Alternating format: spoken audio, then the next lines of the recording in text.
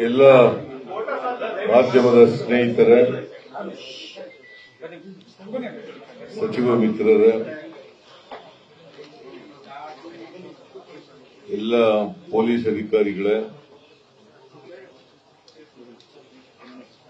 ನಕ್ಸಲ್ ಶರಣಾಗತಿ ಮತ್ತು ಪುನರ್ವಸತಿ ಸಮಿತಿಯ ಎಲ್ಲ ಮಾನ್ಯ ಸದಸ್ಯರುಗಳ ನಾಗರಿಕ ಸಮಿತಿಯ ಸದಸ್ಯರುಗಳ ಸ್ನೇಹಿತರೆ,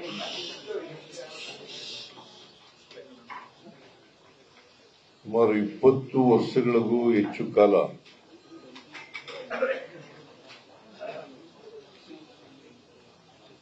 ನಕ್ಸಲ್ ಚಳವಳಿ, ಮಾವೋ ನಕ್ಸಲ್ ಚಳವಳಿ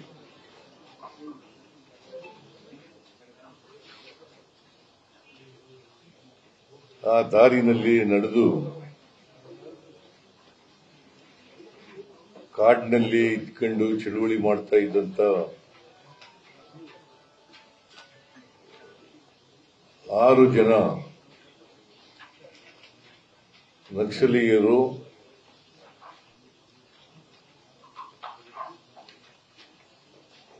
ನಕ್ಸಲ್ ಶರಣಾಗತಿ ಪುನರ್ವಸತಿ ಸಮಿತಿಯ ಪ್ರಯತ್ನದಿಂದ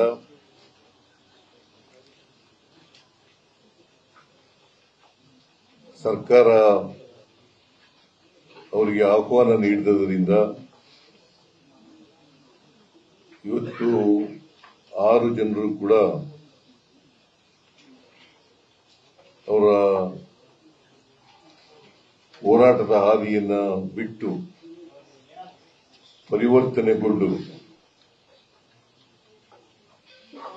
ಇವತ್ತು ಮುಖ್ಯವಾಹಿನಿಗೆ ಬರಲಿಕ್ಕೆ ತೀರ್ಮಾನ ಮಾಡಿ ಇವತ್ತು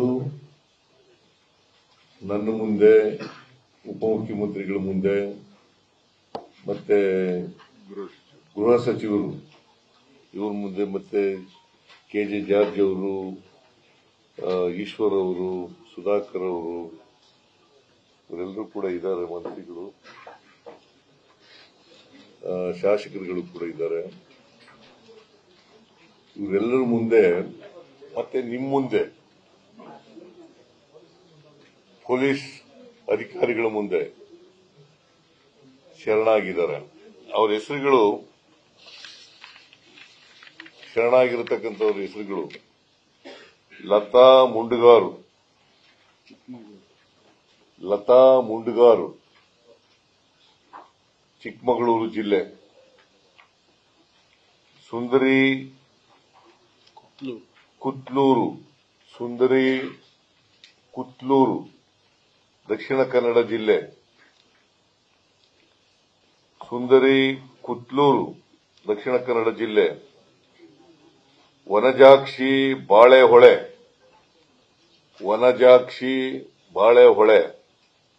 ಚಿಕ್ಕಮಗಳೂರು ಜಿಲ್ಲೆ; ಮಾರಪ್ಪ ಆರೋಲಿ, ರಾಯಚೂರು ಜಿಲ್ಲೆ; ಜೀಶಾ ವೈನಾಡು, ಇವರು ಕೇರಳದವರು; ಜೀಶಾ ವೈನಾಡು, ಕೇರಳ ರಾಜ್ಯ;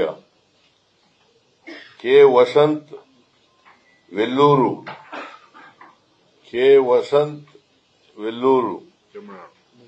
ತಮಿಳುನಾಡು, ಇವರು ತಮಿಳುನಾಡಿನವರು. ಇವರು 6 ಜನರು ಕೂಡ ಇವತ್ತು ಶರಣಾಗಿದ್ದಾರೆ. ನಾನು ಕೆಲವು ದಿನಗಳ ಹಿಂದೆ ನನ್ನನ್ನ ನಾಗರಿಕ ಸಮಿತಿಯವರು ಮತ್ತೆ ಪುನರ್ವಸತಿ ಸಮಿತಿಯವರು ಭೇಟಿಯಾಗಿ ಅವ್ರ ಜೊತೆ ಮಾತುಕತೆ ಎಲ್ಲ ನಡೆಸಿದ್ರು. ಅವರು ಹೇಳಿದ್ರು, 6 ಜನ ನಕ್ಸಲರು ಶರಣಾಗಲಿಕ್ಕೆ ತೀರ್ಮಾನ ಮಾಡಿದ್ದಾರೆ. ನೀವು ಅವರನ್ನ ಸರ್ಕಾರದ ವತಿಯಿಂದ ಅವರಿಗೆ ಆಹ್ವಾನ ಮಾಡಬೇಕು ಅಂತ ಹೇಳಿದ್ರು. ಹಾಗಾಗಿ ನಾನು ಒಂದು ಪತ್ರಿಕಾ ಹೇಳಿಕೆಯನ್ನು ಕೊಟ್ಟೆ. ಆ ಪತ್ರಿಕೆ ಹೇಳಿಕೆಯಲ್ಲಿ ಅವರು ಶರಣಾದರೆ ಕಾನೂನಿನ ಚೌಕಟ್ಟಿನಲ್ಲಿ ಅವ್ರಿಗೆ ಏನೇನು ಸಹಾಯ ಮಾಡಲಿಕ್ಕೆ ಸಾಧ್ಯ ಆಗ್ತದೆ. ಯಾಕಂದ್ರೆ ನಕ್ಸಲರು ಶರಣಾದರೆ ಒಂದು ಯೋಜನೆ ಇದೆ. ಆ ಯೋಜನೆ ಪ್ರಕಾರ ಅವ್ರಿಗೆ ಅವರು ಯಾವ್ಯಾವ ಕ್ಯಾಟಗರಿನಲ್ಲಿ ಇರ್ತಾರೆ, ಆ ಕ್ಯಾಟಗರಿ ಆಧಾರದ ಮೇಲೆ ಅವ್ರ ಕ್ಯಾಟಗರಿ ಇರ್ತದೆ. A category, B category, C category ಅಂತ ಎಲ್ಲ ಕ್ಯಾಟಗರಿಗಳಿರ್ತವೆ. ಆ ಕ್ಯಾಟಗರಿ ಆಧಾರದ ಮೇಲೆ ನಾವು ಪರಿಹಾರವನ್ನು ಕೊಡ್ತೇವೆ.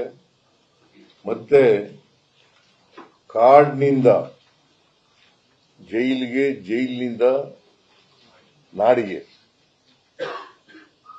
ಕಾಡಿನಿಂದ ಜೈಲಿಗೆ, ಜೈಲಿನಿಂದ ನಾಡಿಗೆ ಬರಲಿಕ್ಕೆ ಸರ್ಕಾರ ಎಲ್ಲ ಪ್ರಯತ್ನಗಳನ್ನು ಕೂಡ ಮಾಡ್ತದೆ. ಮತ್ತೆ ಕಾನೂನನ್ನ ನಾವು ಕಾನೂನು ರೀತಿ ಬಿಟ್ಟು ಕೆಲಸ ಮಾಡಲಿಕ್ಕೆ ಸಾಧ್ಯ ಆಗಲ್ಲ. ಅದಕ್ಕೋಸ್ಕರ ಕಾನೂನು ರೀತಿಯ ನಾವು ಎಲ್ಲ ರೀತಿಯ ಸಹಕಾರವನ್ನು ಸರ್ಕಾರ ಕೊಡ್ತದೆ ಅಂತಕ್ಕಂಥ ಮಾತುಗಳನ್ನು ಅವರಿಗೆ ಹೇಳಿದ್ದೇವೆ. ಅವರು ಈ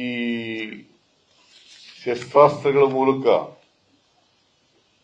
ಅನ್ಯಾಯ, ದೌರ್ಜನ್ಯ, ಶೋಷಣೆ ಇದರ ವಿರುದ್ಧ ಹೋರಾಟ ಏನು ಮಾಡ್ತಾ ಇದ್ರು, ಆ ಹೋರಾಟದ ಮೂಲಕ ನ್ಯಾಯ ಪಡ್ಕೊಳ್ಳಲಿಕ್ಕೆ ಸಾಧ್ಯ ಆಗಲ್ಲ. ವ್ಯವಸ್ಥೆಯನ್ನು ಬದಲಾವಣೆ ಮಾಡಲಿಕ್ಕೆ ಸಾಧ್ಯ ಆಗಲ್ಲ. ಇವತ್ತು ನಮ್ಮ ಸಂವಿಧಾನದಲ್ಲೇ ಅವಕಾಶ ಇದೆ. ನ್ಯಾಯಯುತವಾದಂಥ ರೀತಿಯಲ್ಲಿ, ಶಾಂತಿಯುತವಾದಂಥ ರೀತಿಯಲ್ಲಿ ಪ್ರತಿಭಟನೆ ಮಾಡಲಿಕ್ಕೆ, ಅನ್ಯಾಯದ ವಿರುದ್ಧ ಕೇಳಲಿಕ್ಕೆ, ಅನ್ಯಾಯದ ವಿರುದ್ಧ ಪ್ರತಿಭಟಿಸಲಿಕ್ಕೆ ಅವಕಾಶ ಇದೆ. ಇದನ್ನ ಬಾಬಾ ಸಾಹೇಬ್ ಅಂಬೇಡ್ಕರ್ ಅವರು ಸಂವಿಧಾನದಲ್ಲಿ ಅವಕಾಶ ಮಾಡಿಕೊಟ್ಟಿದ್ದಾರೆ ಅಂತ ಎಲ್ಲ ಹೇಳಿ ಅವರು ಅವರಿಗೆ ಮುಖ್ಯವಾಹಿನಿಗೆ ಬರಲಿಕ್ಕೆ ಬಹಳ ಪ್ರಯತ್ನ ಎಲ್ಲ ಮಾಡಿದ ಮೇಲೆ ಅವರೀಗ ಒಪ್ಕೊಂಡು ಮುಖ್ಯವಾಹಿನಿಗೆ ಬರಲಿಕ್ಕೆ ತಯಾರಾಗಿದ್ದಾರೆ. ಒಟ್ಟಾರೆಯಾಗಿ ನಮ್ಮ ಸರ್ಕಾರ ಕರ್ನಾಟಕವನ್ನ ನಕ್ಸಲ್ ಮುಕ್ತ ಕರ್ನಾಟಕವನ್ನಾಗಿ ಮಾಡಬೇಕು ಅಂತಕ್ಕಂಥದ್ದು ನಮ್ಮ ಉದ್ದೇಶ. ನಕ್ಸಲ್ ಮುಕ್ತ, ನಕ್ಸಲ್ ಚಟುವಟಿಕೆಗಳೇನಿದಾವೆ, ನಕ್ಸಲ್ ಹೋರಾಟ ಏನು. ನ್ಯೂಸ್ ಫಸ್ಟ್ ನಿರ್ಭೀತಿಯಿಂದ ನಿಮ್ಮ ಪರವಾಗಿ.